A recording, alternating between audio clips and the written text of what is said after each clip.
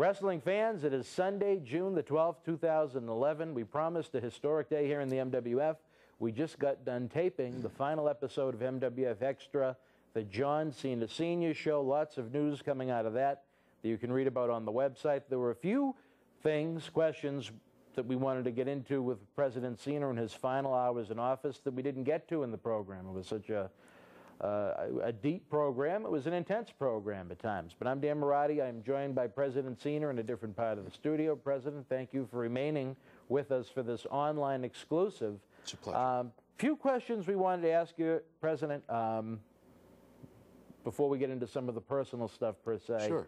You were the president for 4 years here in the MWF. Before that, you were a manager of several talents.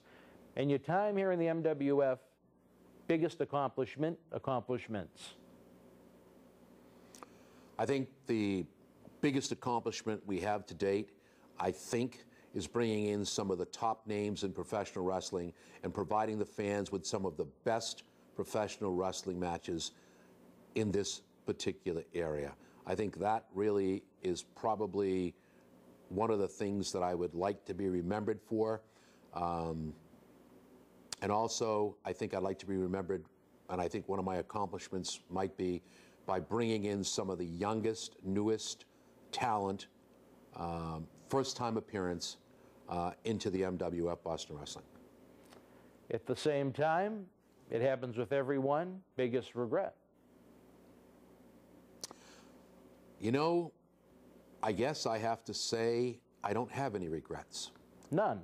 I have none. I think what I did, I did. I stood by every decision that I made. When I was wrong, I admitted I was wrong. You know, in life, you can't go back and erase what's wrong. You merely have to learn from your mistakes and go forward. So I did, and I get to take a page from somebody's book, and I hustled. I remained loyal to what I was supposed to do, and I respected those around me to get the job finished. And so I have no regrets. Where you have had a week as almost a quote-unquote, with no disrespect intended, but a week as a lame duck president, to be able to do what you want. Are there going to be any surprises forthcoming with any documents you may have put together that haven't been executed yet, much like some of the new wave of talent that is coming to the MWF in the coming weeks and months?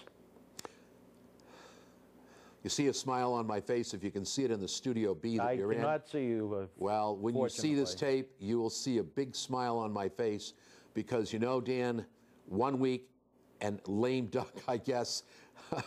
Nobody understands that better than Cheeky Baby, I guess. God bless him since he had his ankle done. But, yeah, you know, I may have been a lame duck for a week, but it doesn't mean I can't put a few surprises in the popcorn popper. So if it were me and the board of directors, I'd keep my eye open because I'm not done till midnight. Without any anger in my voice, one thing I've asked of you before my health continued to deteriorate was just a piece of Dylan Cage for what he did to humiliate my family online, on television. Why couldn't you make that happen when you made things happen that you wanted for yourself? First of all, let me put it to you this way. I never made anything happen for myself. I was approached by a promoter and asked me, the promoter for MWF. The chairman of the board, you can throw it out. I was approached by the promoter and asked if I would get involved in a match with Jay Buster. I was asked if I would give a farewell speech for Kong. Kamara now with the WWE. Karma. Yep. Who we should congratulate on being with child. Absolutely. And a wonderful human being. They don't come any finer than that young woman, believe me. And, you know, I'll say this right up front. She may be gone for a while, but I'm going to tell you something. If I were a WWE diva right now, I'd be holding on to my head because when that lady comes back, there's going to be hell to pay. You know, I guess the reason I never put you in a match against Dylan Cage is because I guess you're a friend, and I respect you. And if I wanted to see you torn apart limb from limb and hauled out in a body bag, sure, I'm not saying that you're not a man. I'm not saying that you can't defend yourself in the ring. I watched you get beat up in the ring by Dylan Cage before. I watched him take your cane and smash your leg with it. I watched you get whacked by Dylan Cage and several other occasions where he put a chair between your leg with Jay Buster and the faction and take care of it that way. I can only say this, Dan Mirade. I admire your courage and intestinal fortitude. But I think sometimes you need to think with your brains and do this for me. There are other ways you can take care of Dylan Cage. And I know you, maybe the new president, maybe the new CEO, can think of enough ways to take care of Dylan Cage without you putting yourself in harm's way. If you want to get rid of Dylan Cage, I'll tell you what you might want to think about, and I was seriously thinking about this before I submitted my resignation. Why don't we make you a manager and you pick your wrestler to take out Dylan Cage, or wrestlers to take out Dylan Cage? I'm a broadcast journalist, and that really wouldn't get the job done, John. You just as easily could have sent someone after Jay Buster instead of taking care of him yourself. But well, the difference between myself and you, Dan Mirade, is you keep talking about this cripple, you keep talking about this person who's in poor health. I would no more put you in the ring than I would a 5-year-old kid against Dylan Cage, who's a maniacal, demented madman. You have a brain, Mr. Mirade. Use it. You don't have to go to Oz to figure this one out. It's simple. You're a broadcast journalist. You've been around a long time. I can wrestle, thank the good Lord. At my age, I'm very thankful I'm still doing what I'm doing. I think, Mr. Mirade, that if you think about being a manager and you think about picking up a wrestler, I'm sure that you'll get enough licks in to take care of the one Dylan Cage. But why injure you any further than you are now? If you want to end up a quadriplegic, if you want Dylan Cage to rip your throat out and swallow your heart, you know what? I got 6 hours left. I'm more than willing to sign the contract. If that's what you want, consider it done. But use your head before you do it, because I guarantee you, no, I damn well guarantee you, that you will be taken out in a stretcher and Dylan Cage will be laughing as your body leaves Memorial Auditorium. Use what God gave you, your brains, and you will defeat Dylan Cage. well, I just wanted your answer. I may not have liked the content of it.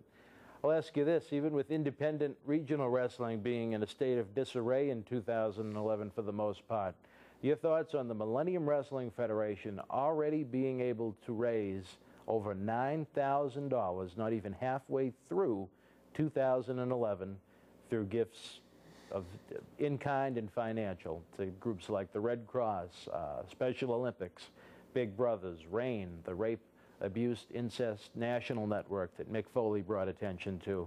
Many of these groups, Make-A-Wish is another one. They were all your initiative.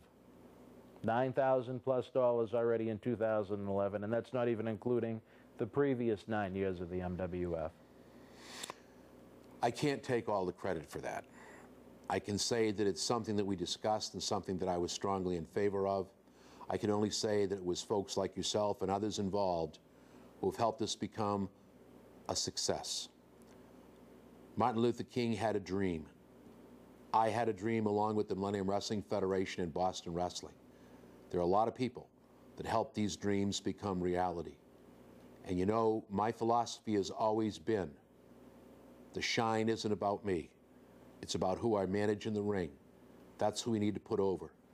There are organizations out there that cried out and needed some help, and it's their turn to shine, and the Millennium Wrestling Federation and Boston Wrestling did just that. We put our hand out and said, here, grab hold, we're going to help. And the final question, almost like how we end our studio shoot interviews. If I was in the room with you right now, I may have shaking your hand, as I do respect you quite a bit despite our personal differences. But how would you like President John Cena Sr.'s tenure to be remembered by the fans? I think indirectly in my farewell speech, which I hope you'll air so the fans can see it. Yes. I'd like to be remembered as somebody in the MWF and Boston Wrestling who treated every fan with respect, regardless of what they said to me or how they treated me. Without the fans, there'd be no Johnny Fabulous, and there'd be no John Cena Sr.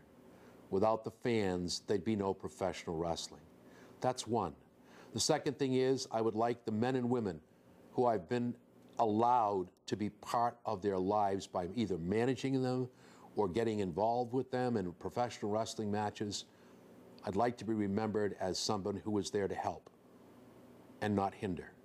If I had ever done that to any professional wrestler or female wrestler, for that, I apologize.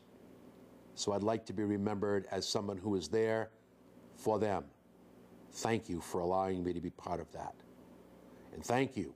I'd like to be remembered by the MWF and the Board of Directors in Boston Wrestling as somebody who for 4 years forged a new frontier, brought in new talent, and gave the best that professional wrestling had to offer.